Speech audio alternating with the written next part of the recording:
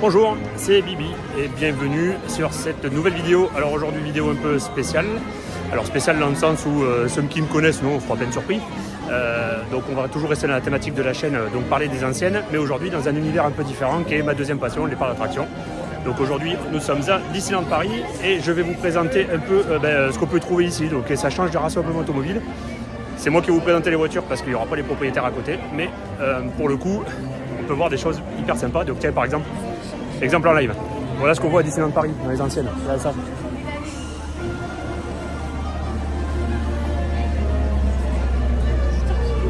Voilà, donc un régal tous les yeux, tous les étages. Donc je vais vous présenter un peu tout ce qu'on croise. Voilà, aujourd'hui on va vraiment se cibler sur ce genre de choses. Très sympa. Donc là, camion de pompiers, année 1950, là comme ça, grosso merdo. Je vous ferai un détail si je dis une connerie. Allez, nous voilà arrivés devant le Net Designer. Présentation du premier véhicule, une qui me tient particulièrement à cœur. Vous allez la voir ici. Donc la Corvette C1 1961. Coloris Hermine White d'origine, carrosserie blanche, capote crème et on a un petit intérieur noir que je vais essayer de vous montrer là sur la vidéo. Alors, je vous expliquais précédemment, c'est que Walt Disney a une attache toute particulière avec ses véhicules. Et alors, ici avant, elle était accompagnée d'une Cadillac Eldorado rose qui a disparu malheureusement depuis. Donc reste la Corvette C1 devant le Designer que vous pouvez admirer tous les jours. Modèle 61, c'est la Corvette C1 phase 4. Donc il y a eu 4 phases. La première phase de la Corvette C1 1953, fabrication après-guerre. Alors pourquoi fabrication après-guerre? Parce que ces Chevrolet à l'époque, ils étaient un peu remis en question sur ses capacités à faire des voitures qui attiraient les Américains. Parce que 53 après-guerre était ramené d'Europe beaucoup de véhicules. Les Américains ont ramené pas mal de véhicules dans les bateaux qui étaient principalement des Alfa Romeo, des MG et des véhicules d'un genre qui ressemblaient à ce genre de petits roadsters. Et Chevrolet s'est mis en question à vouloir fabriquer des petites voitures sportives et idéales pour sa clientèle. Et donc là est venue l'idée de la Corvette C1.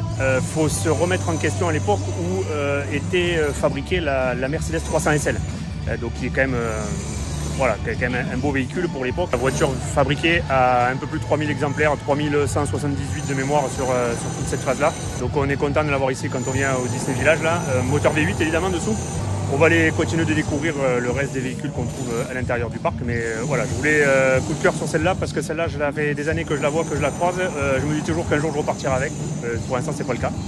Les équipes d'Imaginaire ont récemment rénové entièrement ce véhicule qui avait, à force, avec la force du temps, on verra peut-être des gens, ils ont tendance à venir prendre des photos avec, mais ils s'assoient dessus, ils ne respectent pas spécialement le véhicule en lui-même. Donc voilà, pour eux c'est un objet de déco et c'est rien de plus, ça ne représente pas ce que ça pourrait représenter chez les collectionneurs ou chez certains amateurs de ce genre de voiture.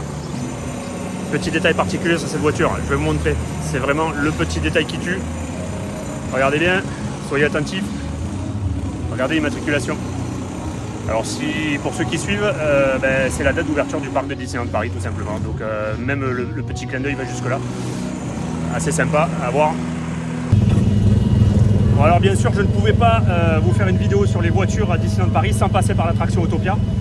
Alors attraction Autopia, moi ça me fait rire parce que c'est une attraction qui a ouvert en 1955 aux États-Unis et qui était censée représenter l'insertion des autoroutes dans notre monde actuel. Donc le futur de l'autoroute dans le monde actuel, donc dans les forêts, dans les bâtiments comme on voit derrière, etc. Donc je vais vous faire un petit bout de visio embarqué avec le reste des forêts pour que vous puissiez vous rendre compte. Bon, la légende dit que dans cette attraction, les voitures rouges vont les plus vite. Bon, moi évidemment pour la vanne, pour le regarder, j'ai une voiture rose, donc on est impeccable. Voilà, on est très bien. Donc là on est à fond, piloté évidemment. Alors là, inutile de vous dire que c'est pas du moteur V8.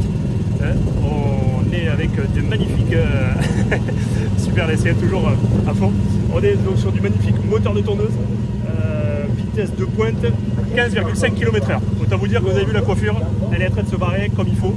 Donc voilà, donc de quoi se faire plaisir pour une attraction qui est surtout familiale. Mais voilà, comme ça reste dans la bagnole, je voulais l'intégrer absolument à cette vidéo. Ça me fait marrer, c'est du second degré à mort, mais c'est indispensable que je le fasse. Allez, je vais vous laisser profiter un peu des paysages et puis on se retrouve pour la suite de la visite. À tout à l'heure.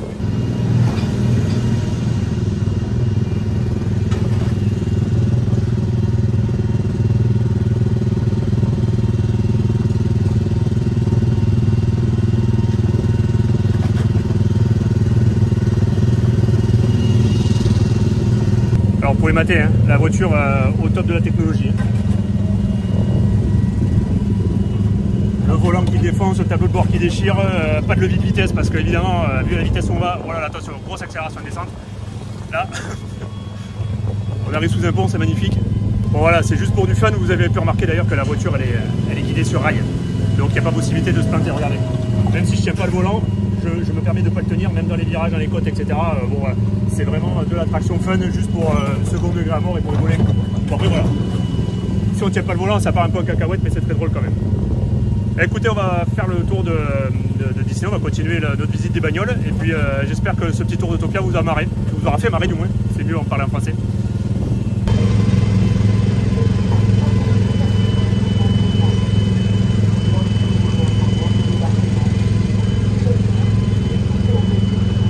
Prochaine étape, on va à la rencontre d'un Land Rover, station wagon de 1969.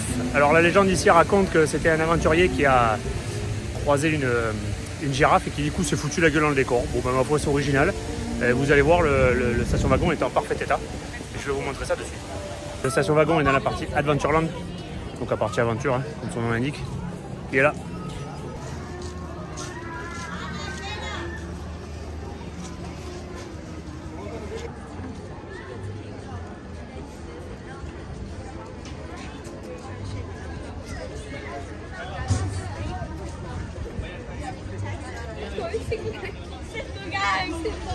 Je prends un angle de vue un peu différent là pour vous montrer le détail Disney qui fait que effectivement ce station wagon là de 69 a vraiment l'impression d'être planté dans le décor comme ça, complètement garé à l'arrache. Enfin garé à l'arrache. Accident, on va dire plutôt.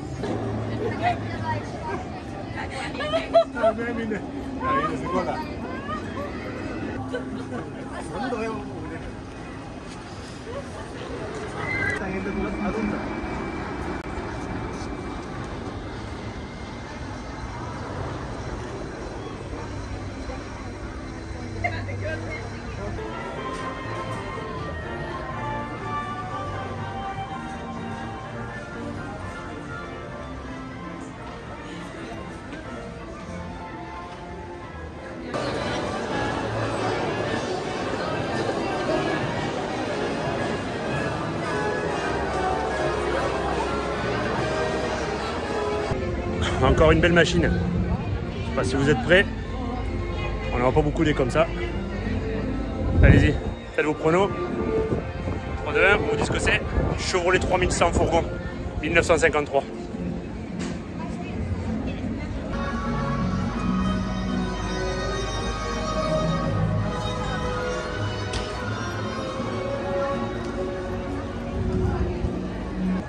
On pourrait remarquer 1953, pneus à flanc blanc, hein, évidemment.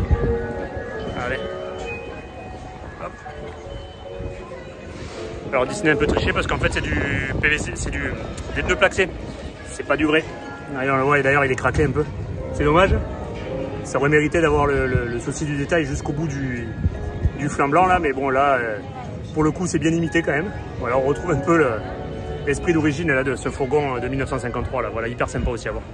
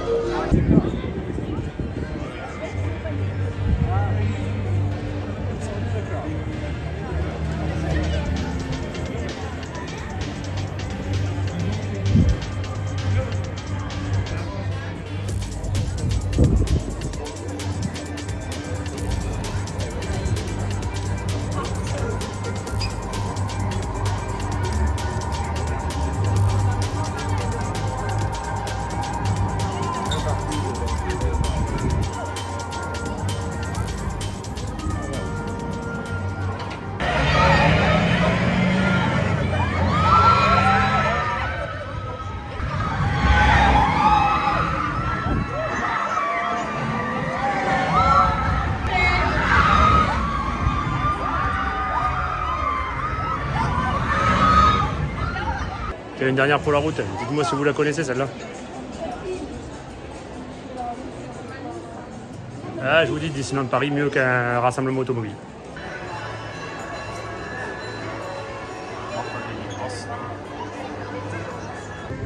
Voilà, petit tour d'horizon de ce qu'on peut croiser comme véhicule sur Disneyland Paris. Ben, dites-moi en commentaire là, si ça vous a plu comme tour des voitures pour changer un peu des rassos et de voir un peu autre chose et savoir donc si ça vous peut vous brancher que chaque fois que je fasse un parc d'attraction, si je prends le temps de faire ce genre de vidéo ou pas. N'hésitez pas. Et puis surtout pensez à mettre le petit pouce qui va bien et puis à partager à vos potes. A plus pour la prochaine vidéo.